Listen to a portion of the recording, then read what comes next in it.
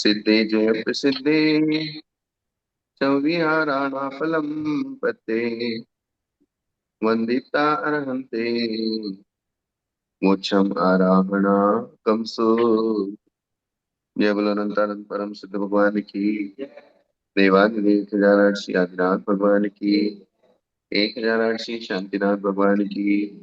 पार्श्वनाथ भगवान की। जय महावीर भगवान की। जय परम पूज्य आचार्य श्री कुंतु शिव कोटि महाराज की। जय आचार्य श्री कुंतु सागर जी महाराज की। जय जय श्री कनक नंदी पदम नंदी जी गुरुदेव की। जय जिनवाणी माता की। जय जीवन जैन धर्म की। जय। शाश्वती विराजमान वत्सल मूर्ति आचार्य गुरु श्री वैराग्यनंद जी गुरुदेव की जय। भगवान आपके श्री चरणों में हम सभी स्वाध्यायी बारंबार त्रियोग शुद्धि पूर्वक नमोस्तु करते हुए आपसे विनती करते हैं कि हम सबका मोक्ष मार्ग प्रशस्त हो, इसलिए हमें देशना दीजिए। नमोस्तु नमोस्तु नमोस्तु अक्षरश। भगवती आराधना पेज नंबर 332 प्रकरण चल रहा है यहाँ पर 10 स्थिति कल्पों का। 10 स्थिति कल्प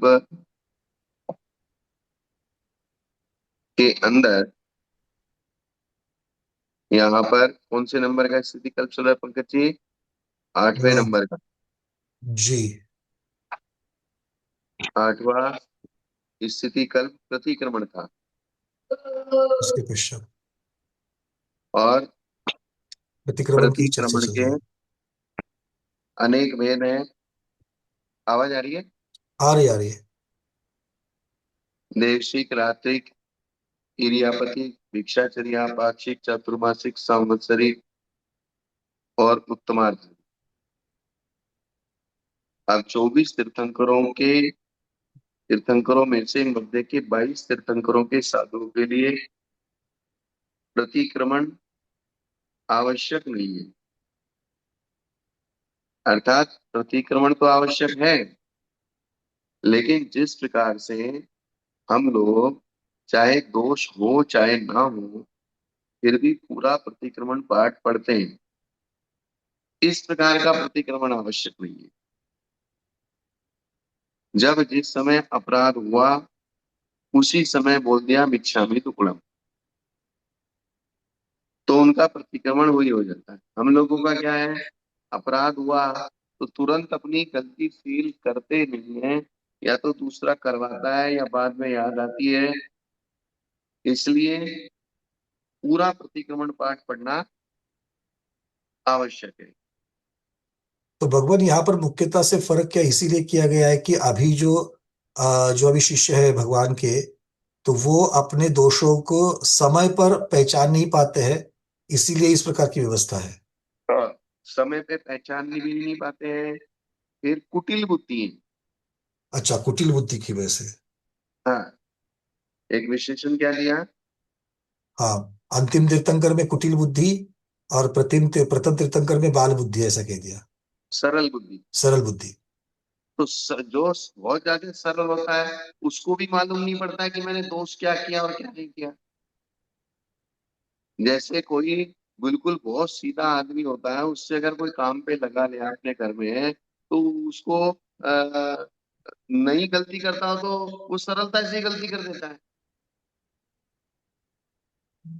जी, तो उसका जिसे बिल्कुल मंद इनोसेंस। बुद्धि हो या सरल बुद्धि हो या बिल्कुल सरल हो, तो उसको यही मालूम नहीं पड़ता कि क्या दोष है क्या दोष नहीं है। जी। और कुटिल बुद्धि तो अलग प्रकार का होता है। जैसे एक उदाहरण दिया है महावीर भगवान के समय में, मतलब बोले तुम लेट क्यों आए? बोले मैं रास्ते में एक जादूगर जादूगरी दिखा रहा था, तो उसको देखने के लिए खड़ा हो गया। तो आचार्य महाराज ने क्या बोले, नहीं साधुओं को ऐसा नहीं करना, जादूगरी नहीं देखना। तो दूसरे दिन फिर लेट आए। बोले अब क्या हुआ, कहाँ लेट हो गए? बोले आपने जादूगरी देखने के लिए मना किया था, तो मैंने दूसरा खेल देख लिया। जी जी, ये कुटिलता हो गई। अब वहां कहने का अभिप्राय ये था कि सड़क पे खड़े होकर साधु को किसी भी प्रकार के मजमे में खड़ा नहीं होना, रास्ते पे खड़े होके बात नहीं करना, रास्ते पे खड़े होके चार लोगों के बीच में खड़ा नहीं होना, ये साधु का कर्तव्य नहीं है। ऐसा तो कुटिल बुद्धि के कारण से, और फिर अपराध करके भूल भी जाते हैं, याद नहीं रहता, उसके लिए अंध घोटक न्याय की बात आती है हमारे यहाँ। कौन सा? घोटक? अंध घोटक न्याय। अंध घोटक न्याय? ये आपने पढ़ा सुना होगा, नहीं सुना? नहीं, एक बार बता दीजिए। तो इसमें ऐसा हुआ था कि बोले एक घोड़े की आंख में रोग हो गया, जी। तो वो वैद्य जी के यहाँ गया। वैद्य जी नहीं थे, उसका लड़का बैठा था अच्छा। डिस्पेंसरी पे। तो उस लड़के ने क्या किया, जितनी भी दवाइयां थी सब लगा लगा के देखी, तो जो आंख खोलने वाली दवाई थी वो भी लग गई और उसकी आंख ठीक हो गई। अच्छा। ओके। तो अंध तो घोटक मतलब उसका बाई फ्लूक? मतलब उसका गणित ये हुआ कि भाई तुम्हें तो पता नहीं तुमने क्या अपराध किया ने क्या नहीं किया, तो इसलिए बोले पूरा ही प्रतिक्रमण पढ़ो, जो दोष हुआ होगा उसके साथ वो भी पढ़ा जाएगा, तो तुम्हारा दोष निवारण हो जाए। जी। क्या? सारे के सारे कर लो तो उसमें एक कहीं ना कहीं तो इसका एक सोल्यूशन रहेगा ही रहेगा, उसमें से निकल जाएगा। मतलब जो जो दोष हुए हैं उन सबका प्रतिक्रमण कर लो, तो जो हुआ है आपको समझ में नहीं आया है उसका भी प्रतिक्रमण हो गया। बस कहने का मतलब ये। हालांकि डिस्पेंसरी का उदाहरण ये एक देश है, आंख का काम ऐसा नहीं है कि कोई सारी दवाई लगा लगा के देखिए और वो तो आंख ही खराब हो जाएगी। जी जी, उसके सही। लेकिन वहां अभिप्राय इतना सा ही लेना है कि भाई सब चीजों को प्रयोग करके देखा, तो जो प्रैक्टिकल उस चीज के लिए उपयोगी था वो भी चीज उसके साथ प्रयोग हो गई। जी। तो इसको अंत में घोटक न्याय कहते हैं।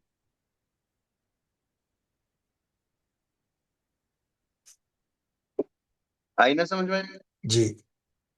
इसलिए कहा है कि, और जो 22 तीर्थंकर के शिष्य थे वो समझदार थे, बुद्धिमान थे, और जिस समय अपराध किया तुरंत उनको अपराध बोध हो जाता था। अपराध बोध हो जाने के बाद तुरंत वो उसी समय मिच्छामि दुक्कड़म कर लेते थे, तो जिससे उनका प्रतिक्रमण वही हो जाता था, पूरा प्रतिक्रमण पाठ पढ़ने की उनको आवश्यकता नहीं था। नहीं पड़ती। अब हमारे शिष्य ऐसे हैं महावीर भगवान के कि पहले तो वो ये स्वीकार ही नहीं करते कि मैंने अपराध किया है। क्या? जी, मतलब वो दोषों की स्वीकारता ही पहले होनी चाहिए। हाँ, सबसे पहले तो उनको पहली बात ये भी पता नहीं है कि दोष क्या है गुण क्या है, कि दोष हो भी जाए तो उसको स्वीकार नहीं करते जल्दी से, और स्वीकार नहीं करते तो फिर क्या उपाय बचा? तो भाई सारी दवाइयां लगा लगा के देखो, इससे ठीक हो जाओगे, ठीक है। क्या अरविंद जी? जी। है? कुछ ना कुछ तो अप्लाई हो ही जाएगा, मतलब उसमें से कोई छूटेगा नहीं, सब आ ही जाएगा। बस ये कहने का मतलब। दोष लगने पर ही प्रतिक्रमण करते हैं, इसी बात को इन गाथाओं में कहा है। शब्दादि विषयों में प्रवृत्ति होने पर आदि और अंतिम तीर्थंकरों के साधु प्रतिक्रमण करते ही हैं, मध्यम तीर्थंकरों के साधु करते भी हैं और नहीं भी करते हैं। अगर अपराध होता है तो करते हैं, और अपराध नहीं होता है तो नहीं करते हैं। हाँ, ये अर्थ इसका लेना चाहिए, करते भी है नहीं करते, मतलब करने की जरूरत है और नहीं करते ऐसा नहीं है। तो हाँ, जब जरूरत है तब करते हैं, अन्यथा नहीं करते, ये अर्थ है उसका। अन्यथा नहीं करते, मतलब वो एक आवश्यक नहीं बना। जी। क्या? आवश्यक नहीं, हाँ, मतलब ये आवश्यक क्रिया नहीं है वो। आवश्यक नहीं बना कि करना ही है। जी। क्या? करना ही है, ऐसे कोई वहां पर अनिवार्यता नहीं है। अनिवार्यता नहीं बनी। अगर अर्थात जब अपराध होगा तब कर लेंगे, अपराध नहीं होगा तो नहीं करेंगे। नहीं करेंगे। क्रिया समिति गोचरी और स्वप्न आदि में अतिचार लगे हों चाहे ना लगे हों, किंतु प्रथम और अंतिम तीर्थंकर के शिष्य सारे प्रतिक्रमण दंडकों को पढ़ते हैं। क्या करते हैं? ये सारे दंडक को करते हैं। प्रतिक्रमण दंडक बात है ना। इंडिया इंडिया इंडिया जी। चौंदिया पंचंदिया परिकाया उकाया देवकाया वावकाया मृतिकाया देश मुद्दान प्रदान होगा दुख कार्य दुआ किरण दुआ सम्मिलित तस्मिच्छामि दुग्गम, ये एक दंडक हुआ। तो एक एक व्रत के एक एक दंडक को सब पढ़ते हैं। दंडक का मतलब क्या होता है? दंडक का मतलब समूह। हैं? दंडक का मतलब समूह करेंगे। हम्म। जैसे चत्तारी दंडक। हम्म। अच्छा, तारी को भी दंडक ही बोलते हैं। जी। क्या बोलते हैं? दंडक ही कहते हैं उसको। दंडक कहते हैं। तो मतलब क्या हुआ इसका? समूह की अपेक्षा से लेंगे या पर क्या नहीं? मतलब दंडक एक प्रकार का छंद का नाम है। अच्छा, छंद अपेक्षा से लिए आप। मैक्सिमम जो शब्द होते हैं एक छंद में कितने होते हैं, मैंने बताया था ना। मैक्सिमम जो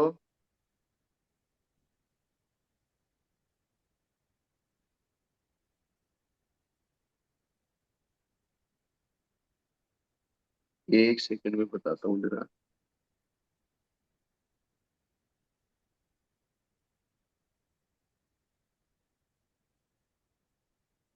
26 से अधिक वर्णों वाले छंदों को दंडक छंद कहा है यहाँ पर। हाँ हाँ बस। 26 से अधिक वर्ण होने मतलब चाहिए। 26 से ज्यादा वर्ण अगर होंगे, कितने? 26 से ज्यादा। 26 से ज्यादा, तो 26 तक तो वो छंदों की गिनती में आएगा। उससे ज्यादा है तो दंडक कहलाएगा। हाँ, उससे ज्यादा है तो दंडक कहलाता है। ये है। एक सेकंड।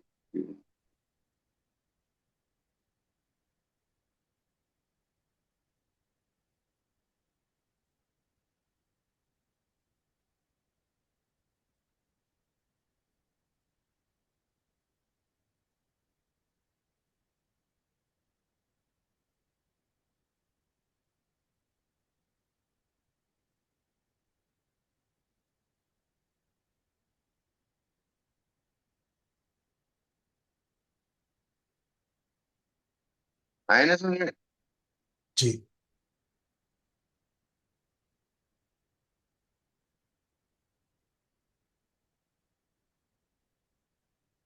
दंडक।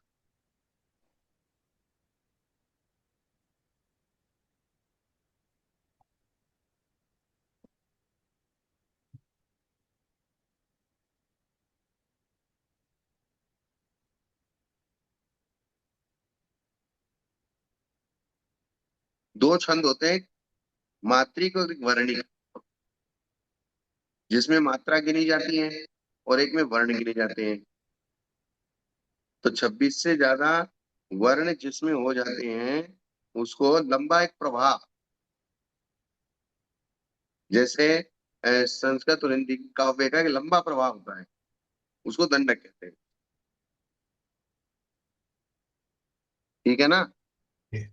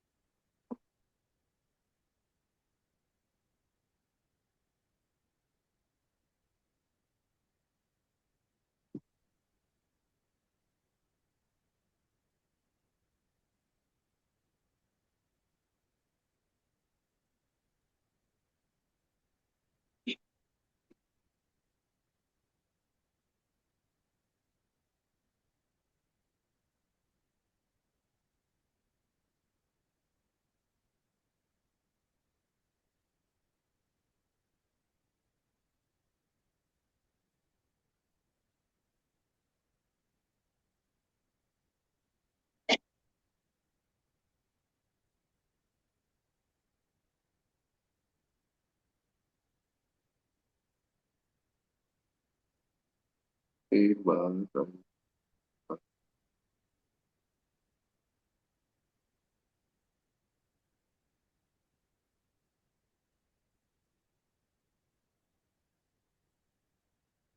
16, 18, 19, 22, 23, 25, 25 के बाद 26। जिन नृत्यों के प्रत्येक चरण में 27 या इससे अधिक वर्ण होते हैं, उसका एक सामान्य नाम दंडक है। इस वृत्त की जाति के चरण में वर्णों की संख्या अधिक से अधिक 999 तक आती है। कितनी? तो 27 से 999 ले सकते हैं। हाँ, 27 से लेके मैक्सिमम 999। 999। और प्रत्येक चरण में सबसे पहले दो नगण या 6 लघु अक्षर होते हैं। क्षेत्र या तो रगण होते हैं या रैगण, सभी चरण सगण होते हैं। दंडक की जिन श्रेणियों का बहुधा उल्लेख मिलता है, वे दंडक की भी श्रेणियां अलग अलग होती है, अर्थात उनके नाम होते हैं। चंड, वृष्टि, प्रयाग, प्रचितक, सिंह विक्रांत, कुसुम स्तमक, अनंग शेखर, संग्राम आदि। मतलब है जैसे छंदों के नाम होते हैं ना। अनुष्टुप आदि, अनुष्टुप में 8 आएंगे ऐसे। हाँ, जैसे छंदों के नाम होते हैं अनुष्टुप आदि, या बसंत तिलका, या शार्दुल विक्रीडित, इसी प्रकार से दंडकों की भी एक वर्गीकरण होता है। तो प्रतिक्रमण में, जैसे बड़े प्रतिक्रमण में एक बहुत बड़ा दंडक आता है। अब उसमें गिनने पड़ेंगे, इसमें 999 है क्या सबसे बड़े में, उसको दंडक ही कहा है। सामायिक दंडक भी कहा जाता है ना भगवान। हाँ, वो भी सामयिक दंडक, जैसे अड्डाई दीव दोष मुद्देसु पन्नारस कमोमुसु जावरंतरम भयवंतरम आदि, जिसको आप शॉर्ट में पढ़ देते हो, जावरंतरम भयवंतरम पज्जुआ सुंदरमी तावकलम पावक। ये पूरा है। अड्डाई दीव दोष मुद्देसु पन्नारस कमोमुसु जावरंतरम भयवंतरम आदिरणम तिथ्याणम जिनाणम जिनातरणम केवलियाणम सिद्धाणम बुद्धाणम परिण बुद्धाणम अंतैणानम पारज्ञानम धम्मायनम धम्मदेशानम धमनायकानम धमोहर चौरंग चक्वट्टिनम देवाई देवाणम नाणाणम नंसणम चरतानम सदा करेमि क्रियम ममन्ते सामाय्यम सब सावजोगम पच्चकामी यावत् जीवम तेन मनसा वत्सा काय न करेमि न कारेमि नन्नम तरंतम नंतस्वन्ते ऐ चारम परिकामी नन्नामि करामि अपणम जावरंताणम भयवंताणम पज्ज्वा संगुरवी ताव कालम पावकमम दुच्चरम मुसरम। अर्थात जब तक मैं सामयिक आदि क्रिया करता हूँ, तब तक के लिए मेरा सभी पापों का त्याग है। ये याद है। सामयिक दंडक। इसका मतलब ये 999 तक हो सकता है। हाँ, ये महत्वपूर्ण बात है। 26 तक के तो छंद कहलाएंगे, व्रत जी। कहलाएंगे। तो छंदों के दो भेद हैं, एक मात्रिक, एक वर्णिक। जी, मात्रा वाला, और मात्रा की संख्या की अपेक्षा से और वर्ण की संख्या की अपेक्षा से। हाँ, और वर्ण की संख्या की अपेक्षा से।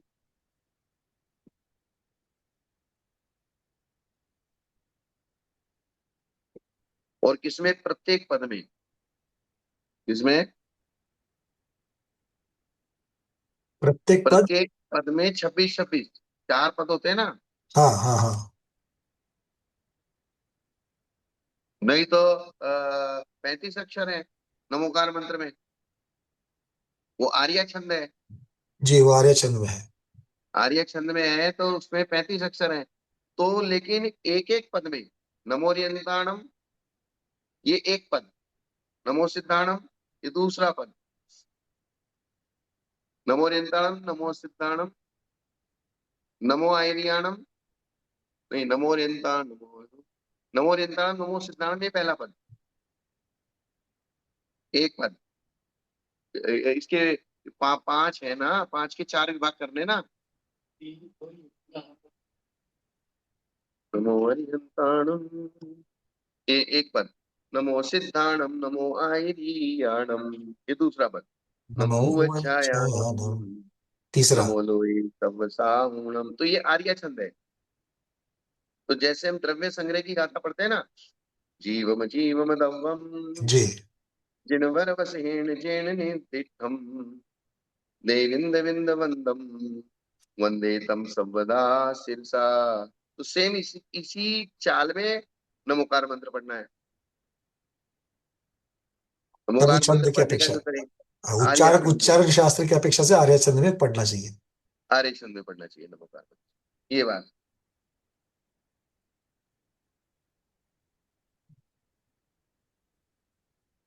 तो ये प्रतिक्रमण दंडक, सारे प्रतिक्रमण दंडकों को पढ़ते हैं।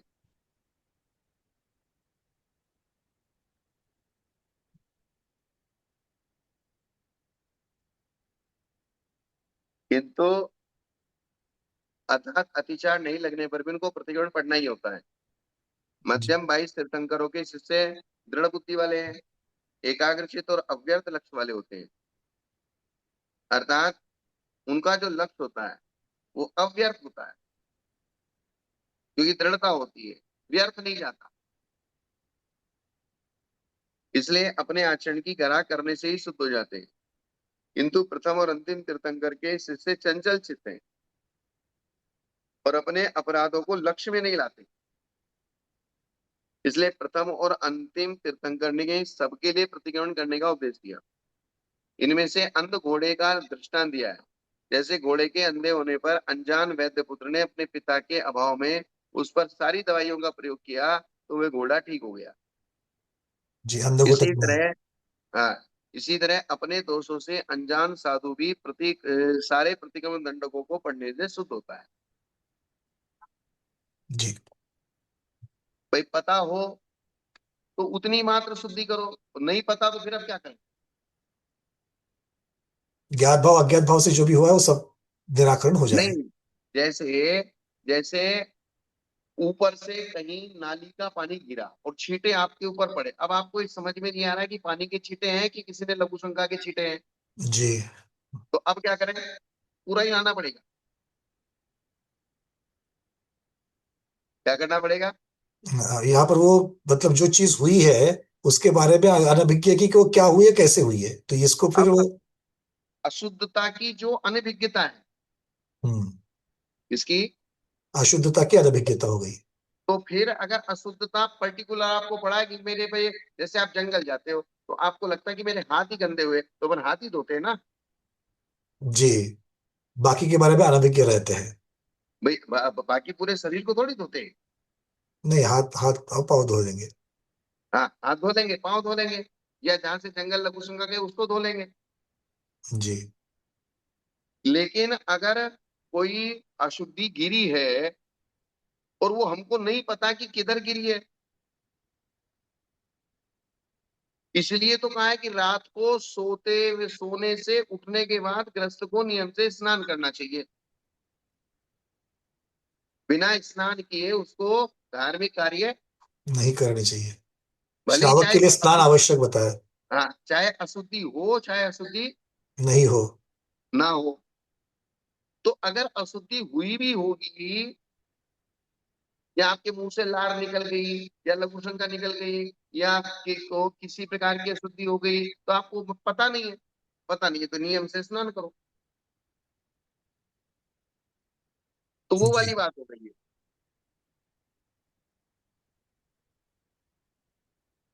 इसने लिखा ना, दोषों से अनजान साधु को सारे प्रतिक्रमण दंडक पढ़ने हैं।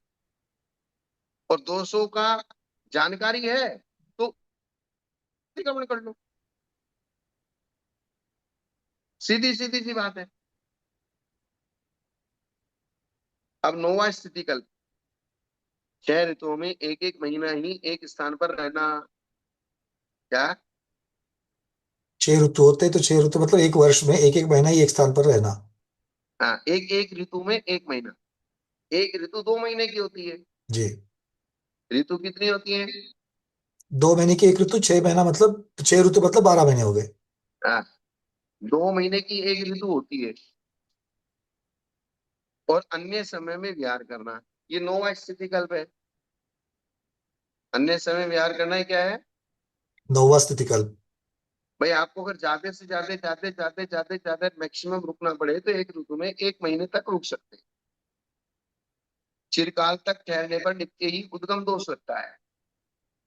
क्या लगता है। उद्गम दोष। उद्गम दोष, अर्थात सब अपना जाना पहचाना हो जाता है,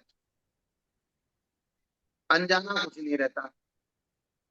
फिर क्या होता है। वसति का हो, आहार हो या उपकरण हो, तीनों में भी। हाँ, सब जाना पहचाना हो जाता है और उसे टाला नहीं जा सकता। तथा एक ही स्थान में बहुत समय तक रहने से क्षेत्र से बंध जाने का भी दोष होता है। फिर सुखशीलता का भी दोष होता है, अर्थात रोज जैसे जगह बदलती रहती है, रोज नए गांव में जाते हैं, नई कमरे मिलेंगे, नई वसतिका मिलेगी, नए श्रावक मिलेंगे, नया हर प्रकार से आहार मिलेगा, तो आपको परिचय सहन करने की आदत पड़ेगी, क्योंकि रोज नया मिलेगा तो रोज तो अनुकूलता नहीं मिलेगी। क्या? परिचय सहन करने योग्य के लिए आपको उस वहां पर मौके मिलेंगे, अगर एक ही जगह रहेंगे तो वो मौके नहीं मिलेंगे। फिर इसलिए कहा सुखशीलता हो जाएगी, फिर आलसी बना हो जाएगा। क्या हो जाएगा? आलसीपना भी आ जाएगा। हाँ। और सुकुमारता की भावना हो जाएगी, अर्थात कष्ट सहन करने की आदत नहीं रहेगी, शरीर कोमल हो जाएगा। जी। जैसे जानवर होते हैं, जानवर खुले में, सर्दी में, गर्मी में, बरसात में, उनके पास छत नहीं है, घर नहीं है, तो बाहर ही पड़े रहते हैं, तो उनकी खाल भी वैसी मोटी हो जाती है, चमड़ा भी। जैसे कहते हैं ना, गरीब आदमी का बच्चा गर्मी हो सर्दी हो सड़क पे खेलता है, मिट्टी में खेलता है, पानी में खेलता है, गंदगी में खेलता है, फिर भी वो बीमार नहीं होता। बिल्कुल भगवान, ये और देखा जाता है जैसे मान लो कोई बिल्डिंग बन रही है, तो बिल्डिंग के जो मजदूर है जो वहीं पर बाजू में एक झोपड़ियां बना करके रहते हैं झुग्गियों में, और तो उनके उनके बच्चे वहीं पर सीमेंट में और रेती में सब इसी में तो खेलते, कीचड़ आदि में खेलते रहते हैं, उनको कोई इन्फेक्शन नहीं, कुछ नहीं है। कुछ नहीं होता। और अमीर का बच्चा, उसको वो तो टावल पे लपेट के रखते हैं, बंद करके रखते हैं, कान में भी कपड़ा लगाएंगे, नीचे भी कपड़ा लगाएंगे, और सिर भी ढक के रखेंगे, सब कुछ करके रखेंगे, फिर भी रोज बीमार होता है, डॉक्टर के लिए जाना पड़ता है। बिल्कुल। तो शरीर एक ऐसी चीज है, उसको जितना अपन संभाल के रखेंगे ना, उतना चाहते हैं वो बिगड़ जाए। इसलिए उन्होंने शरीर को नौकर की उपमा दी है। नौकर को ज्यादा अच्छा अच्छा खिलाओगे पिलाओगे, ज्यादा अच्छा रखोगे, ये करोगे, तो नौकर सिर पे चल के बैठ जाएगा। शायद यही कारण था कि कोरोना में भारत में मृत्यु दर कम था हाँ। बाकियों की अपेक्षा। है। बाकियों की अपेक्षा, यूरोपियन हो या अमेरिकन हो, उनसे ज्यादा मृत्यु दर अपने यहाँ पर कम था। क्योंकि भारत का वातावरण क्या है, गर्म वातावरण है। जी, और खाने में मसाले आदि जो है, मतलब और हम लोग। खाने में पहले तो पुराने, आज से जब हमारे समय में 20 साल 25 साल पहले 30 साल पहले जो मसालों का यूज होता था, आज वो यूज कर बहुत कम हो गया, क्योंकि अब सब बाजार के मसाले चाहिए। महिलाएं इतनी प्रमादी हैं कि उनको घर में मसाले कूटना नहीं है, बाजार से डब्बा बंद पैक करके ले आओ और सीधे डाल दो, झंझट खत्म। चाहे उसमें कूड़ा हो चाहे कचरा हो, कुछ भी हो। पहले तो हमने अपने जमाने में देखा है, जीरा, धनिया, तेजपात, तेजपत्ती, जायफल, जावित्री, ये सब मसाले अलग अलग अलग अलग आते थे, उनको सबको कूट छान के व्यवस्थित भरते थे, और वे मसाले प्रयोग होते थे। जी। और मसाले जितने भी काष्ठ औषधियां हैं, जी, काष्ठों से दिए वो। हाँ, और घर के मसाले ही घर का वैद्य है। चाहे वो क्या? काली मिर्ची है, चाहे वो जीरा है, चाहे धनिया है, सौंफ है, तेज पत्ती है, जावित्री है, जायफल है, ये सब, हल्दी है, ये सब घर के वैद्य हैं। छोटी अरड़ है, बटी अरड़, बड़ी अरड़ है, लेडी पीपल है, तो घर की महिलाएं पहले इसी से इलाज कर देती थी, बूढ़ी महिलाएं।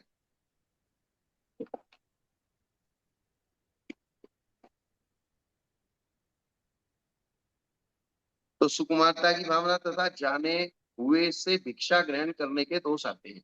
इससे जानकार व्यक्ति से भिक्षा ग्रहण करना। हाँ, तो वो आपके अनुकूल बना के दे देगा, जैसा बिल्कुल। आपको चाहिए वैसा देगा। तो अनुकूल खाने की आदत पड़ गई, तो फिर प्रतिकूल नहीं खाया जाएगा। क्या? और सब जगह पर अनुकूल बना करके देने वाला भी तो मिलना चाहिए, तो वो हाँ, आदत निकल जाएगी, यही तो सुखासीनता बन जाएगी। ऐसा। अब अगर श्रावक लोग साधु की चर्या पलवाने में ढीले पड़ेंगे, या गांव गांव में अगर चौका आदि लगाने में ढीले पड़ेंगे, या फिर उनकी व्यवस्था कम करेंगे, तो फिर साधुओं की स्थिति, व्यवस्था बिगड़ जाएगी। आज घरों में एकल परिवार हो गए, बच्चे बच्चे सब बाहर चले गए, घर में बचे बूढ़े बूढ़े, बूढ़े बूढ़े, तो वो बेचारे वो करें तो क्या करें। अब वो एक दिन लगा लेंगे, 2 दिन लगा लेंगे, 3 दिन लगा लेंगे, हो गया। और आज शरीर में ताकत दम बचा नहीं है।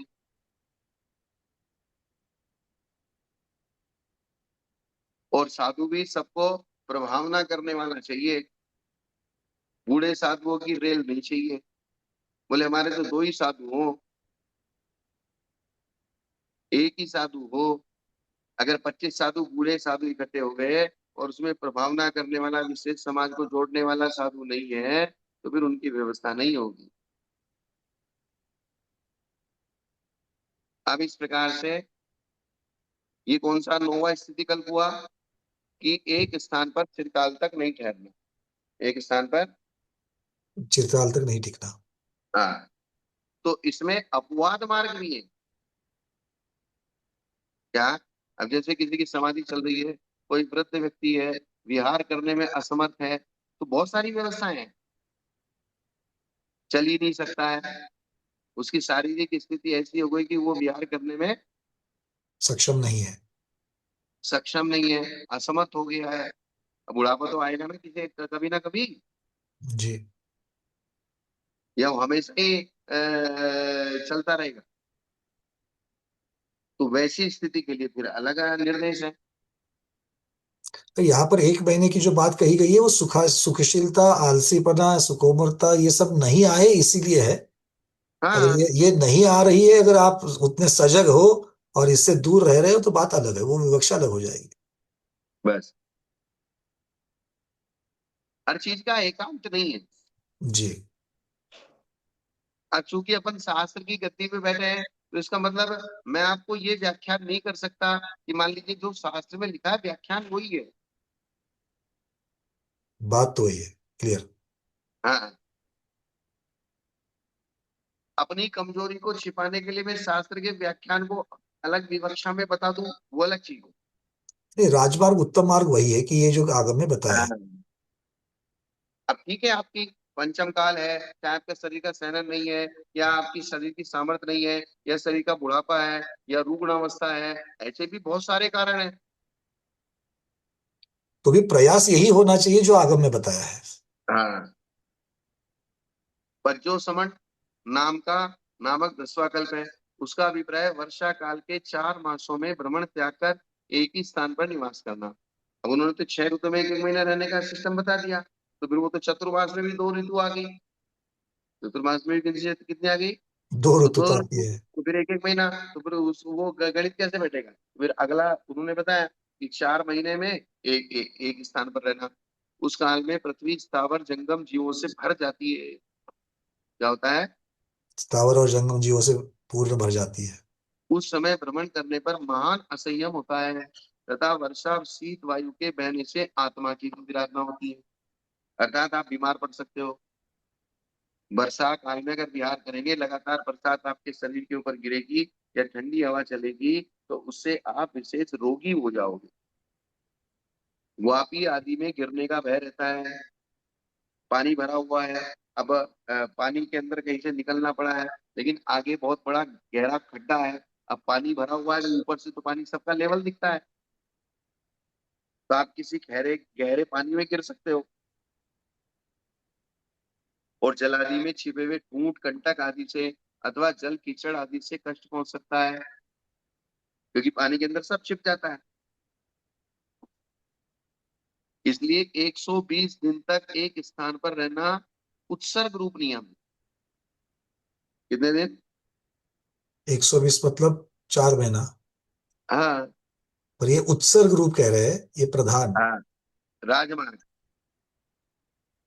उत्सर्ग का मतलब राजमार्ग। राज, कारणवश। फिर यहाँ क्या आ गया, कारणवश कम या अधिक दिन भी ठहरते हैं। कारणवश, हाँ, विवक्षा हो तो और ज्यादा भी हो सकता है, कम या अधिक। हाँ, कम भी हो सकते हैं 120 में। जैसे महावीर भगवान दिवाली के दिन मोक्ष गए, तो ये परंपरा 120 दिन की 15 दिन कम हो गई। 120 दिन होते हैं कार्तिक की पूर्णिमा। जी।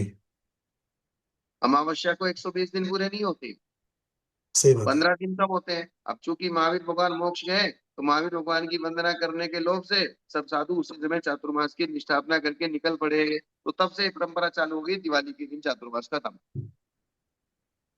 नहीं तो अष्टानिक से अष्टानिक तक होना चाहिए। हाँ, अष्टानिक से अष्टानिक अष्टानिक तक, को। तभी 120 दिन होंगे। श्रावक तो अष्टानिक से अष्टानिक तक ही मानते हैं। हाँ, आषाढ़ शुक्ला दशमी को ठहरने वाला साधु, मतलब चतुर्दशी से भी पहले कम से कम आषाढ़ शुक्ला दशमी को ठहरे। जी। क्या? जी, आषाढ़ शुक्ला दशमी से शुरुआत। हाँ, चतुर्दशी को चातुर्मास की स्थापना करें और कार्तिक की पूर्णिमा के पश्चात भी 30 दिन ठहरे। तो 30 और 5, 35 दिन और एक्स्ट्रा हो गए हैं। 120 34 पे दिन 35 एडिशनल हो सकते हैं। हाँ, तो 20 और 30, 50 50। और 5, 55। 155 दिन। वर्षा की अधिकता होने के कारण से, अगर बरसात ज्यादा है या फिर आपको कोई विशेष शास्त्र पठन करना है, तो भी आप लंबे समय तक ठहर सकते हो। फिर शक्ति का अभाव, लिख दिया ना। जी। शक्ति का अभाव होने के कारण से भी आप लंबे समय तक ठहर सकते हो। अब शक्ति नहीं है गमन करने की, तो क्या करना? वैयावृत्ति करने के उद्देश्य से, अब जिनकी शक्ति नहीं है उनकी वैयावृत्ति तो समर्थ को ही करनी पड़ेगी। क्या? बिल्कुल, बाकी बाकी जो है वही तो वही तो आवृत करेंगे। जिनकी वैयावृत्ति करनी है और जिनको करनी है, तो दोनों को ही रुकना पड़ेगा। तो वैयावृत्ति करने के उद्देश्य से एक स्थान पर ठहरने का ये उत्कृष्ट काल है। कितना? 155 दिन। 155 दिन। और यदि बीच में मारी रोग फैल जाए, 7 प्रकार की मारी होती है ना। जैसे कोरोना भी हुई थी। हाँ, कोरोना में जैसे समाज में भी साधुओं को एक एक साल एक जगह रहना पड़ा। जी। जहाँ रह गए, दूसरा कोई श्रावक वैसे भी रखने को ले जाने के लिए तैयार नहीं, तो वहीं रहना पड़ा। वही, इसी बीच में यदि मारी रोग फैल जाए, दुर्भिक्ष पड़ जाए, या गच्छ का विनाश होने के निमित्त मिल जाए, अगर मान लीजिए चातुर्मास भी है, तो चातुर्मास के अंदर भी वहां कोई मारी रोग फैलने का डर हो, वहां से विहार करके दूसरी जगह जाए, दुर्भिक्ष पड़ जाए और संघ का नाश होने का निमित्त मिल जाए, तो भी देशांतर में चले जाते हैं, क्योंकि वहां ठहरने पर भविष्य में रत्नत्रय की विराधना हो सकती है। इसलिए चातुर्मास के बीच में भी जा सकते हैं। ये बहुत रेयर केस में। क्या? जी, मतलब चतुर्मास के बीच में भी जा सकते हैं। क्योंकि वहां हम जब कर्नाटक महाराष्ट्र में थे, तो कुछ गांव नदी के किनारे थे, और नदी इतनी ऊपर आ गई कि गांव के चारों तरफ पानी भर गया। गांव एक टापू जैसा हो गया।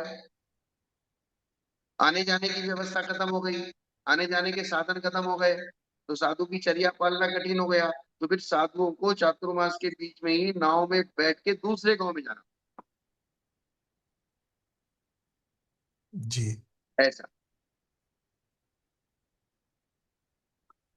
भगवान इसमें मतलब ये संलेखना है का। कि हमारी हाँ। है। हाँ, नहीं नहीं, आप बोलिए। बताइए, आप बताइए, मेरी दूसरी जिज्ञासा फिर एडिशनल है, आप मतलब बताइए। हमारा कहने का मतलब ये है, हमारे आचार्यों ने साधुओं के प्रति निर्दयता कहीं नहीं बरती। जी जी। सारे एक बाकी के बात को बारे में ध्यान बताया। ध्यान रखने का। क्या? जी, निर्दयता कहीं पर नहीं है, बिल्कुल प्रैक्टिकल मार्ग बताया है। प्रैक्टिकल मार्ग बताया है। प्रैक्टिकल मार्ग बताया है, और उत्सर्ग अपवाद मार्ग को अपना के, मतलब मूल चीज उन्होंने ये बताई है कि आप सबसे पहली चीज है रत्नत्रय की सुरक्षा करो, जी। जैसे भी होती हो इसकी। रत्नत्रय की सुरक्षा। हाँ, इसीलिए तो सुखासीनता वगैरह बात जो एक एक महीने के लिए बताई थी, तो उसके लिए भी यहाँ पर 4 महीना रहने के लिए बता दिया, क्योंकि वो असंयम ना हो जाए, रत्नत्रय की सुरक्षा हो, इसीलिए उन्होंने वर्षा योग बता दिया। और चार उसमें भी महीना और नहीं कारण था, आ अभी जाए। तो उसमें भी ऐड कर दिया ना, 5 महीना, 5.5 महीना हो गया। हाँ, मतलब और भी कारण आ जाए, जैसे बताया कि भाई शास्त्र पठन हो, वर्षा की अधिकता हो, तो फिर और 155 दिन भी कर सकते हो। हाँ, अच्छा, इसमें एक संलेखना वाली बात जो आती है कि किसी साधु की संलेखना हो रही है, तो भी वो गमन कर सकते हैं। हाँ, कोई चातुर्मास के बीच में विशेष संलेखना के निमित्त से जाना पड़े, जी, क्योंकि या हमें फिर इसके बारे में हमेशा पूज्य बड़ी माता जी ने कहा था, दयानवती माता जी ने, कि जब वो बसवड़ में विराजमान थी और आचार्य हम्म, शांतिसागर महाराज की संलेखना चल रही थी, तो वो वर्षा योग में ही, क्योंकि भाद्रपद में ही तो हुआ था, तो वर्षा योग में ही उनको, हाँ, माता जी को वहां जाकर के आना पड़ा था। ऐसा। लेकिन इस चीज को अभी अपन बोलते इसलिए नहीं है कि कोई रेयर केस में इस प्रकार का कर लिया तो ठीक है, नहीं तो ये खुले हो जाएंगे। कोई कहीं भी चतुर्मास में उठ के चल देगा, बोले मैं तो संलेखना कराने गया। हाँ, वो इसके लिए भी तो विधि तो रहेगी रहेगी, अपने आचार्यों का परमिशन लेना, उसकी योग्यता देखना, नहीं इसलिए देख। उसकी व्यवस्था यही रहनी चाहिए कि आचार्य का आदेश होना चाहिए। हाँ, ये बात। क्या होना चाहिए? आचार्य और भगवान की आदेश, मतलब उसका उसका निर्णय तो वही आदेश। करेंगे। तो उसका उसका निर्णय स्वतंत्र नहीं होना चाहिए। जी। अगर स्वतंत्र निर्णय कर दिया जाए तो करने लगेंगे साधु लोग, तो फिर बहुत बड़ी अनवस्था हो जाएगी। स्वतंत्र निर्णय की बात तो भगवान स्वतंत्र विहार जो कर रहे हैं, स्वच्छंद विहार कर रहे हैं, उन्हीं के साथ लग जाएगी फिर। लेकिन उनके गुरु भी तो बैठे हैं ना। जी।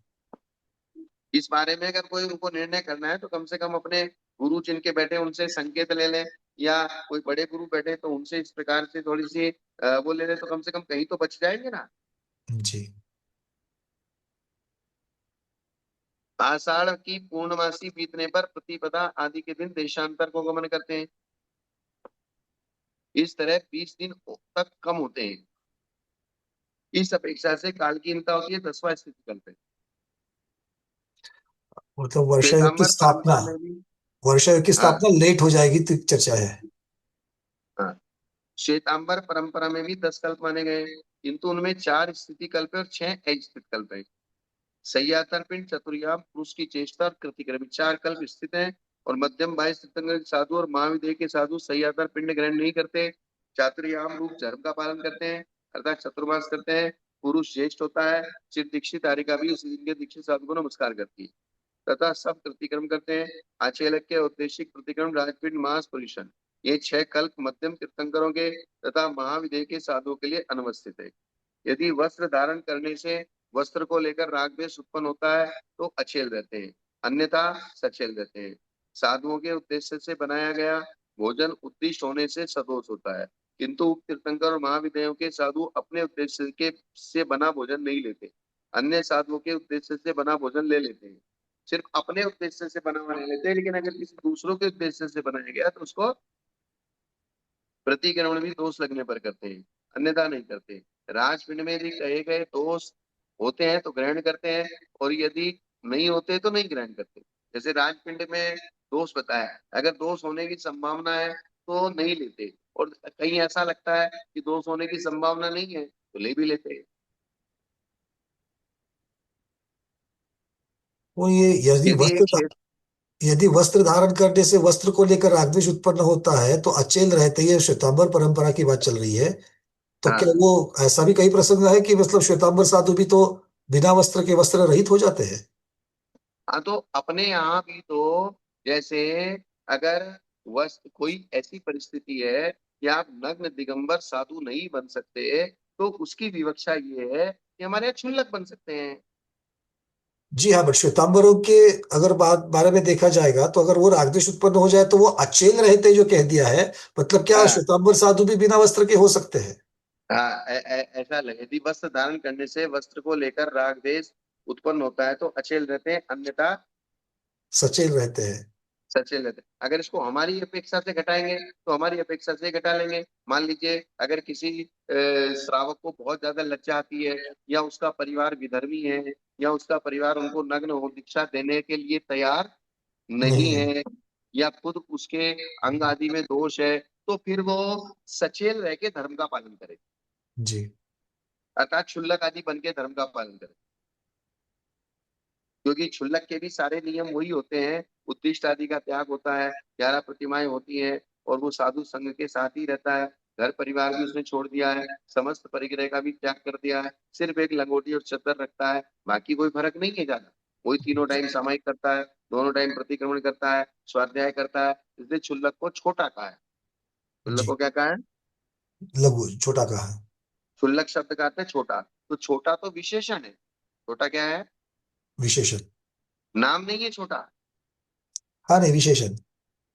मुनि एक पद है, लेकिन क्षुल्लक कोई पद नहीं है। जी। समझ रहे क्या बात को? वो पद नहीं है। मतलब कोई पद, पद नहीं है किंतु विशेषण है उनका कि ये छोटे हैं। छोटे हैं तो किससे है? तो मुनि से छोटे हैं। तो किससे? हाँ, तो मुनि से छोटे, तो किससे छोटे? श्रावक से छोटे क्या? नहीं, मुनि से छोटे। मुनि से छोटे, तो वो छोटे मुनि है। जी, श्रावक में जैसे उत्कृष्ट श्रावक, ये उत्कृष्ट भी विशेषण हो गया, तो श्रावक की अपेक्षा उत्कृष्ट विशेषण है। मुनि की अपेक्षा लघु विशेषण है।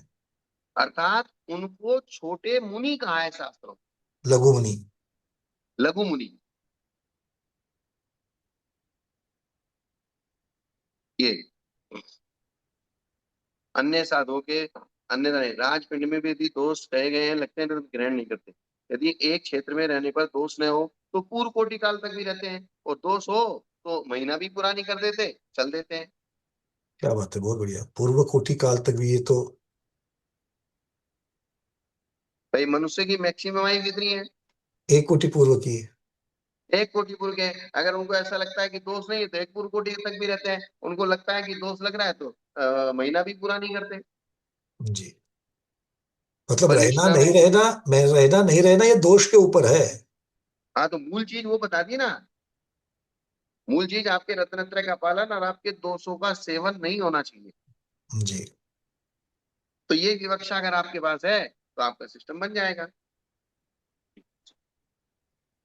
पर्युषणा में भी यदि वर्षा, पर्युषणा में भी यदि वर्षा में विहार करने पर दोष हो तो एक क्षेत्र में रहते हैं, दोष न हो तो वर्षा काल में विहार करते हैं। ये ज्यादातर श्वेतांबर की अपेक्षा बता रहे हैं। जी। श्वेतांबर परंपरा में प्रकृत में 10वें कल्प का नाम पज्जो सवना है। उसका संस्कृत रूप पर्युषणा है। इसी से भादो के 10 लक्षण पर्व को पर्युषण पर्व भी कहते हैं। श्वेतांबर परंपरा में भी इसका उत्कृष्ट काल आषाढ़ी पूर्णिमा से कार्तिक की पूर्णिमा तक 4 मास है। जगन्य काल 70 दिन है। उन्होंने जगन्य काल कितना बताया? 70 दिन। आपने यहाँ पर 20 दिन कम कर दिए थे। हाँ, मतलब। चतुर्दशी के बाद पंचमी तक भी स्थापना करें। कब तक? हम्म। हाँ, पर वहां पर उन्होंने कहा था कि आषाढ़ पूर्णिमा के बाद आने वाली जो प्रतिपदा है वहां तक उन्होंने कह दिया। नहीं, तो पंचमी तक भी चतुर्मास स्थापना करते हैं ना। हाँ। अगर चतुर्दशी को नहीं कर पाए तो आगे चल करके पंचमी तक भी कर सकते हैं। तो 5 दिन और बढ़ गए, कम हो गए। और उधर दिवाली पे चतुर्मास खत्म कर दिया तो 15 दिन कम हो गए। 15, तो ये टोटल 20 दिन कम हो गए उनके। तो 120 दिन में 100 दिन का चतुर्मास हो गया कम से कम। जी। तो बोले कम से कम 100 दिन करना है। और श्वेतांबर में जगन्य काल 70 दिन माना उन्होंने। जी। भाद्रपद शुक्ला पंचमी से कार्तिक की पूर्णिमा तक 70 दिन होते हैं। संभवतः इससे दिगंबर परंपरा में पर्युषण पर भाद्रपद शुक्ला पंचमी से प्रारंभ होता है। इस काल में साधु विहार नहीं करते। इन्होंने संभवतः लिखा है, लेकिन पर्युषण पर्व की जो बात मैंने बताई थी चतुर्थी तक, जो 7 7 दिन की शुभ वर्षा होती है, वो 49 दिन। विवक्षा भी है वहाँ। जी जी, 49 दिन की बात लास्ट टाइम क्लियर हाँ। हो गई। इसका मतलब श्वेतांबर साधु को भी आषाढ़ शुक्ला पंचमी से मतलब नियम से उतना तो वर्षा योग करना ही करना है। हाँ, ये बात है। भाद्रपद शुक्ला पंचमी, आषाढ़ नहीं, भाद्रपद शुक्ला पंचमी। एदेषु दस्सु नित्यं समाहितो नित्यवज्जीवीरुये कवयस्य विशुद्धं सो जदुत्तचर्यम् उवदी उवैवेदी पंचविदेयारे समुज्जदो सव्व समिर चेठाओ सोज्ज मेरी कवियम पंचविदे सुट्टुआयारे से जो वदि संधारम बत्तम पाणम च चैन कप्पगदो ऊ कप्पिज्जम अशुद्धम पडिचर्ये वा असंविज्ञे सल्लेहणम पया सेजम गंधम मल्लम चे समनुजानित्या अपावगम कदम करिचई सैरम जंपंचे जंपिचे। इन 10 कल्पों में जो साधु समाधान युक्त रहता है, 10 कल्पों में साधु क्या रहता है? समाधान युक्त। समाधान युक्त। और नित्य पाप से डरता है, वह आचार्य क्षपक ऊपर कहे गए विशुद्ध आचरण को पालता है। इसलिए 10 कल्प बताए। निर्यापकाचार्य के आचारवान होने पर क्षपक का लाभ बताते हैं। यहाँ बात चल रही थी कि निर्यापकाचार्य आचारवान आधारवान, ये होना चाहिए, मूल बात ये चल रही थी। जी। व्यवहारवान आदि। जो आचार्य, हाँ, जो आचार्य 5 प्रकार के आचार में तत्पर रहता है और जिसकी सब चेष्टाएं सम्यक रूप से होती है, वह छपक से 5 प्रकार के आचार में उद्योग कराता है। जिसकी स्वयं की चेष्टाएं व्यवस्थित ना हो, तो साधुओं को वो कैसे व्यवस्थित चेष्टाओं में लगाएगा? क्या? बिल्कुल। इसलिए आचार्यति और आचार्यति ये दोनों चीजें वहां पर होनी चाहिए आचार्य में। हाँ, जो आचार्य आधारवान नहीं होता उसका आश्रय लेने में दोष कहते हैं। ये आचारवान तक की बात हुई है। इसकी बात हुई। हम्म, आचारवान की पहले की बात होगी, अब आधारवान की हाँ, बात। ये हटा दो, सामान हटा दो, उसको सामान को नीचे रख दो, आप बैठ जाओ आराम से। आचारवान, आधारवान, अर्थात जो आचार्य है उसके पास ऐसा सिस्टम है कि वो दूसरे को आधार दे सकता है। जैसे बर्तन फूटा हुआ है तो वो आधार नहीं दे सकता दूध को। जी। क्या? मतलब जो निर्दोष है वही दूसरे का आधार बन सकता है, ऐसा कह रहे हैं। हाँ। मतलब दो चीजें, दूध को सुरक्षित रखने का भी तरीका हो और बर्तन भी हो। मान लीजिए आपको दूध को सुरक्षित रखने के तरीके तो मालूम है लेकिन बर्तन नहीं है। मतलब और धारण बर्तन करने वाला किसी भी के हो। पास है, किसी अगर के पास धारण। बर्तन है हाँ। लेकिन दूध को सुरक्षित रखने का तरीका नहीं है, तो जी जी। बर्तन होते हुए भी दूध बिगड़ जाएगा। बिल्कुल। तो इस प्रकार से साधुओं से उनके गुणों को सुरक्षित रखना, ये एक गुण है। और उसको सहारा देना, ये गुण है, उसको आधार देना। अर्थात आपको ये मालूम है कि दूध को सुरक्षित, दूध के गुणों की रक्षा कैसे की जा सकती है। और किसी को ये मालूम नहीं कि दूध के गुणों की रक्षा कैसे की जा सकती है। बर्तन उसके पास है तो बर्तन में रहने के बाद भी बिगड़ जाएगा। जी। उसकी सुरक्षा नहीं और कर पाएंगे।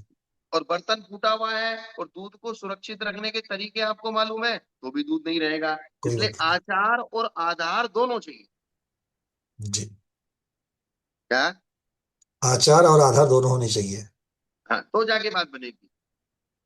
अर्थात वो कुछ कुछ साधु आचरण में तो बहुत अच्छे हैं लेकिन उनके पास ऐसी सुविधा नहीं है कि वो अपने पास साधु को रख सके।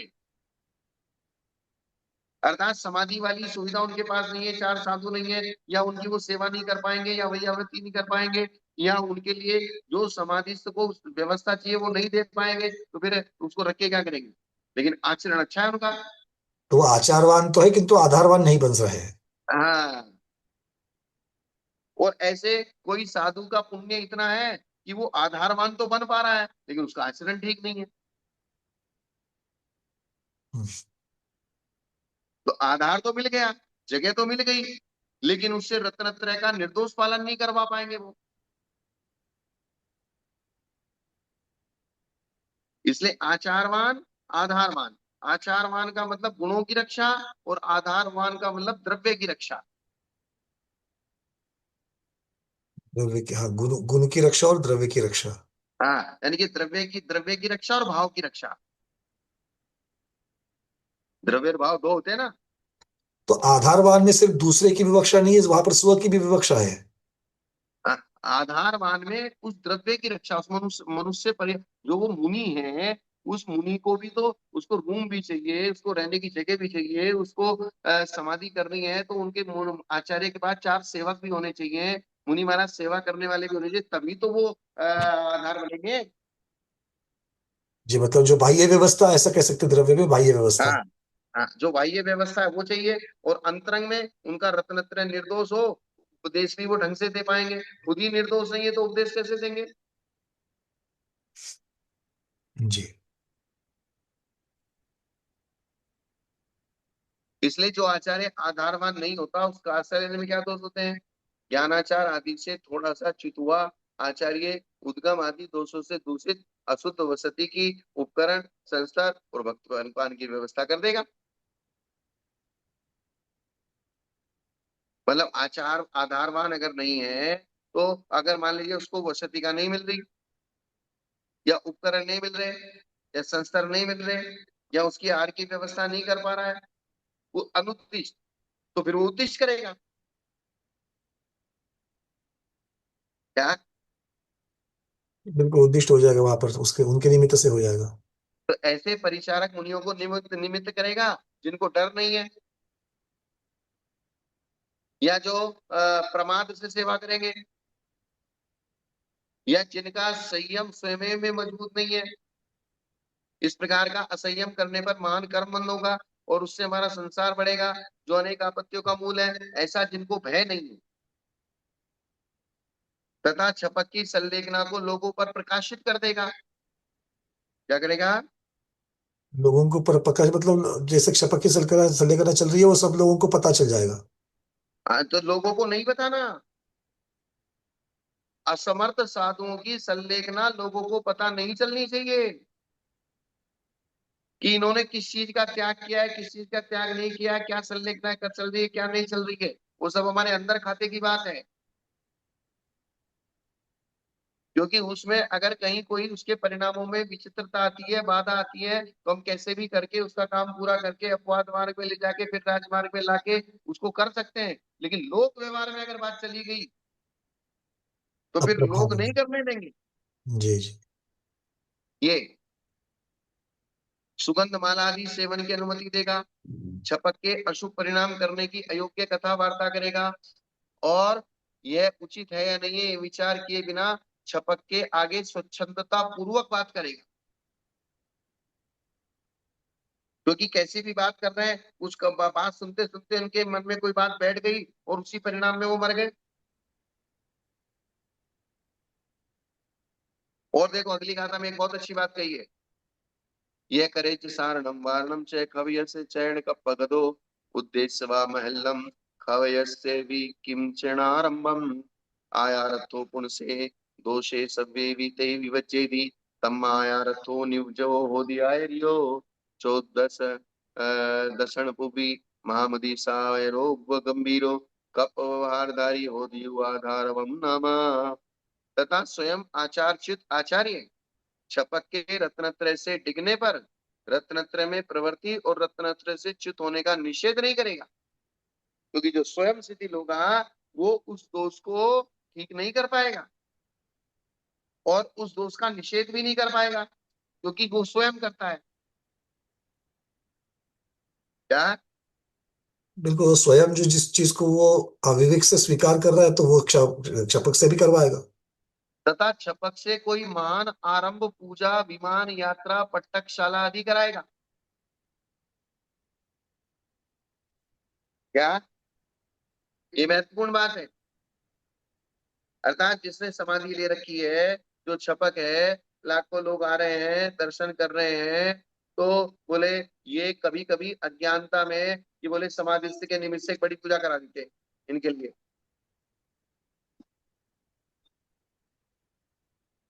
तो अब वो उसके अब मतलब वो नहीं कर, क्योंकि उसमें आरंभ होगा इसलिए अब वो नहीं करना है, वो त्याज्य है। हाँ, छपक अगर वो समाधि से समाधि ले ली है, छपक है, उसने सब आरंभ आरंभ वैसे ही छोड़ दिए हैं, तो छपक के निमित्त से कोई महान आरंभ पूजा विमान यात्रा यानी कि रथ यात्रा आदि, जी। भगवान की रथ यात्रा में भी महान आरंभ होता है।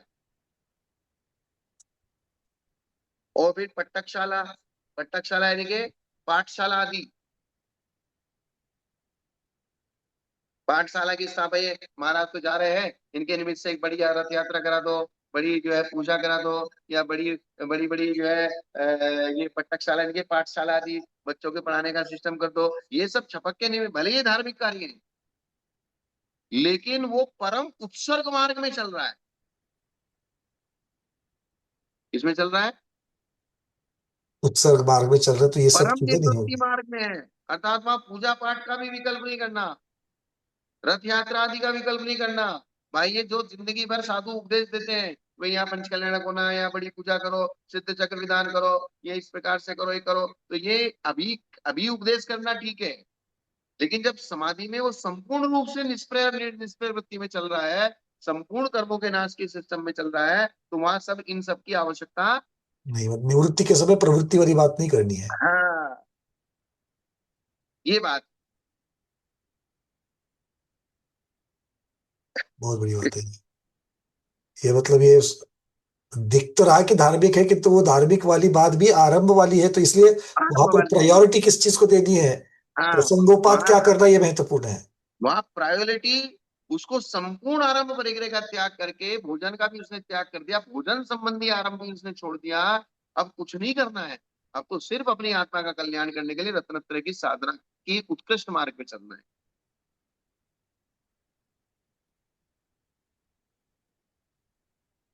किंतु आचारवान आचार्य इन सब दोषों को नहीं करता, वो जानता है कि किस समय क्या करना है।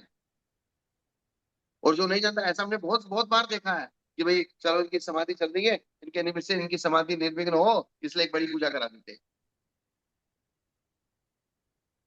उनको काहे को निमित्त बनाते, तुम्हें जो करना हो करो।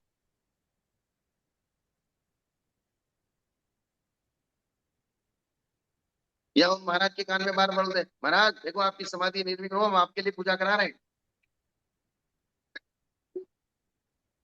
क्या तो मतलब ये बातें अगर ये करना है तो पहले, अब नहीं।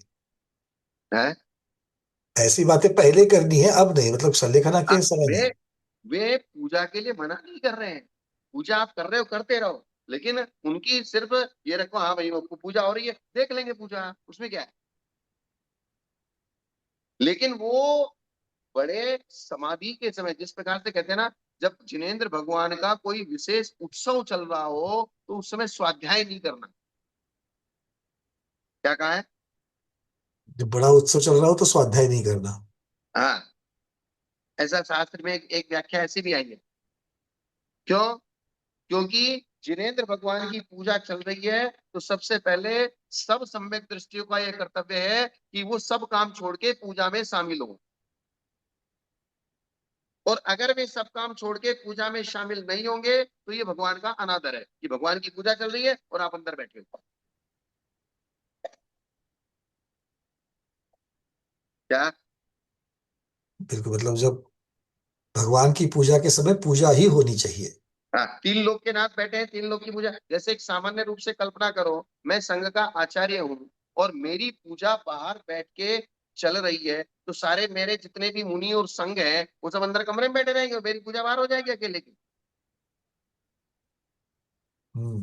तो ये सभ्यता कहलाएगी क्या? नहीं, है? ये तो सम्मिलित होना, मतलब सम्मिलित नहीं होंगे तो अनादर हो जाएगा। तो आप पूजा के अनुमोदक भी नहीं बने, अंदर बैठे हैं, बोले हम तो अपना अपना काम कर रहे हैं, बोले महाराज की पूजा हो रही है, होने दो बाहर। तो ऐसा ही सभ्यता नहीं है लोक व्यवहार में। जैसे घर में भी मेरे पंकज जी आ गए और हॉल में आके बैठ गए, तो सबकी जिम्मेदारी है, जितने भी आपके चार बच्चे हैं, दो बेटे हैं, दो बेटियां हैं, और भी जो परिवार के लोग हैं, भाई गार्जियन आके बैठ गए, इसका मतलब सब अपने अपने कमरों से निकल के आओ और सब एक साथ बैठो, उनका आदर सम्मान करो, उनकी उनकी सुनो, फिर जाओ। जी बिल्कुल, अगर ऐसा नहीं है तो अनादर माना जाता है। हाँ, ऐसा नहीं है तो क्या माना जाता है? अनादर माना जाता है। तो बड़े आदमी को गुस्सा आएगी कि नहीं आएगी? अतिथि के प्रति अनादर ही है वो। हाँ। तो इसी प्रकार से वहां ये कहा गया है, जब तीन लोक के नाथ की व्यवस्था चल रही है तो आपकी व्यवस्थाएं बंद रखो। क्या? जी, उसमें सम्मिलित होना है। हाँ, उसमें सम्मिलित होना है। इसलिए जो बड़े बड़े सिद्धांत ग्रंथ हैं, सिद्धांत ग्रंथों को जब भगवान का बड़ा उत्सव होता है तब बड़े सिद्धांत ग्रंथों को नहीं पढ़ना। जी, जैसे अष्टांग आदि आदि में नहीं पढ़ा जाता है। हाँ, आप आराधना ग्रंथों को पढ़ो, वो अलग चीज है। क्योंकि सिद्धांत ग्रंथों को पढ़ने के लिए विशेष एकाग्रता चाहिए, अभी दिमाग पूजा में लगा हुआ है। जी। तो ये बात भी बहुत नोट करने की, उस समय छपक के निमित्त से या छपक को कान में कह कह के हम तुम्हारे नाम से एक पाठशाला खुलवा रहे हैं, हम तुम्हारे नाम से रथ यात्रा निकलवा रहे हैं, अब तो तुम जा रहे हो, अब तो तुम्हारी समाधि हो रही है, कम से कम जाते जाते तुम्हारे निमित्त से ये कर लेते हैं। क्या? बिल्कुल। ये इस चीज का विवेक और आगम की जानकारी होनी बहुत जरूरी है। हाँ, तो ये जानकारी रहेगी तो आप कम से कम इस चीज को समझ सकते हैं। किंतु आचारवान आचार्य इन सब दोषों को नहीं करता है, इससे जो गुणों में प्रवृत्ति करता है, दोषों से दूर रहता है, ऐसा आचारवान आचार्य ही निर्यापक होता है। दूसरा ने इस प्रकार आचार वत्तु का कथन किया। अब आधार वत्व, इसके बाद कौन सा है? बस आधार इतना ही वत्व। रहने दें। टाइम हो गया। जी। ठीक समझ में आई ना सब स्वाध्यायों को? देखो जितने भी स्वाध्यायी बैठे हैं, जो भी यहाँ चर्चा चल रही है, आप कोई भी निर्णय अपने मन में ना लें है। कि हमने भगवत जी आराधना में ये सुना था, महाराज ने ऐसा बोला था, पंकज जी ने ऐसा बोला था। वो सब निर्णय साधुओं के निर्णय है। इन सब साधुओं के निर्णय को हम अपने हिसाब से करते रहेंगे। हाँ, एक जनरल नॉलेज के हिसाब से आपको विषय मालूम हो गया, लेकिन उसकी न्याय, विवक्षा, न्याय लगाना, समय पे किस चीज का कैसे प्रयोग करना, कैसे यूज करना, ये अलग बात है। अभी सिर्फ यहाँ पर विषय पढ़ा जा रहा है। अब प्रैक्टिकल जब इस चीज को यूज करने का टाइम आएगा, किस विषय को किस प्रकार से कैसे किस जगह उसको सेटिंग करना है, ये बहुत समझदारी की बात। जी बिल्कुल, जब महाव्रत धारण करेंगे तब हमारे ये काम की चीज आएगी, अभी परीक्षा के लिए नहीं करनी है। हाँ, अभी आप मेरे ऊपर लागू करने लगो तो समस्या हो जाए। कि उसकी अभी योग्यता भी नहीं है, परीक्षा करने की योग्यता नहीं आई, क्योंकि इतनी सारी चीजें हर एक जगह पर विवक्षा से जो कथन किया है, अगर उसको नहीं समझेंगे तो अर्थ का अनर्थ हो जाएगा। हाँ, कि और भी अन्य शास्त्र हैं, और भी बहुत सारी विवक्षाएं हैं, और भी विशेष रूप से अपवाद मार्ग है, राजमार्ग है, बहुत सारी समस्याओं को, चीजों को। और फिर उसमें एक सबसे बड़ा निर्णय क्या करना पड़ता है? क्या करना पड़ता है? कि ये प्लस है, ये माइनस है, माइनस भी करना पड़ रहा है, लेकिन हम उसके एवज में प्लस ज्यादा कर लेते हैं, तो वो माइनस भी क्या हो जाता है, प्लस में आ जाता है। ये टोटल प्लस ही आएगा। तो टोटल क्या आएगा? प्लस ज्यादा है माइनस कम है तो उसका टोटल भी प्लस ही आएगा। टोटल प्लस आएगा। अब अपना अपना फायदा हुआ, अपन ने व्यापार में पैसा लगाया 1 लाख रुपए, फायदा हो गया 5 लाख का, और 5 लाख में फिर वापस उसी व्यापार में 2 लाख का नुकसान हो गया, तो अब लास्ट में हम क्या गिनेंगे? जी। लास्ट में हम 1 लाख रुपए हमने लगाया, 5 लाख का फायदा हुआ, एक और पांच कितना हुआ? 6 लाख। 6, और उसमें से 2 लाख का फिर नुकसान हो गया, तो कितना बचा? 4। अब हाँ। 1 लाख तो हमारी मूल पूंजी थी, तो हम ये समझेंगे हमको 3 लाख का फायदा हुआ, जी तब माइनस में नहीं है क्या? बिल्कुल, मतलब इस प्रकार से ये टोटल जो उसका सिग्मा रहेगा वही हमको देखना है। हाँ, टोटल सिग्मा रहेगा। यानी कि इसी प्रकार से कुछ चर्या ऐसी हैं जिसमें दोष हो रहा है, कुछ चर्या ऐसी हैं जिसमें दोष नहीं हो रहा है, तो दोष वाली, निर्दोष वाली, दोनों चर्याओं को मिला के कुछ इस प्रकार का बनिया बुद्धि लगानी पड़ेगी अब।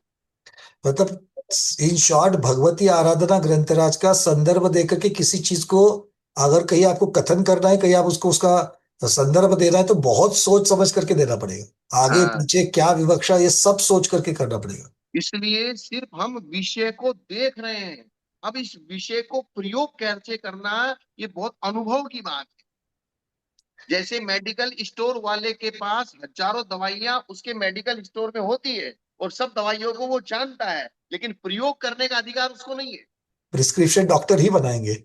हाँ, उसको प्रयोग करने का अधिकार नहीं है। वो एक ठीक है, सामान्य रूप से कभी वो बुखार की, सिर दर्द की, पेट दर्द की, सोच की या लघु शंका की दवाई दे देता है, वो एक अलग चीज है। बस हो गया। ठीक है ना? जी भगवान। चलिए, ठीक तो है। आज के स्वाध्याय को गुरुओं के श्री चरण में बारंबार नमोस्तु वंदना में इच्छा काल करते हुए यही पर समापन करते हैं। जैनम जयतु शासनम, जैनम जयतु शासनम, हाँ। जैनम जयतु शासनम।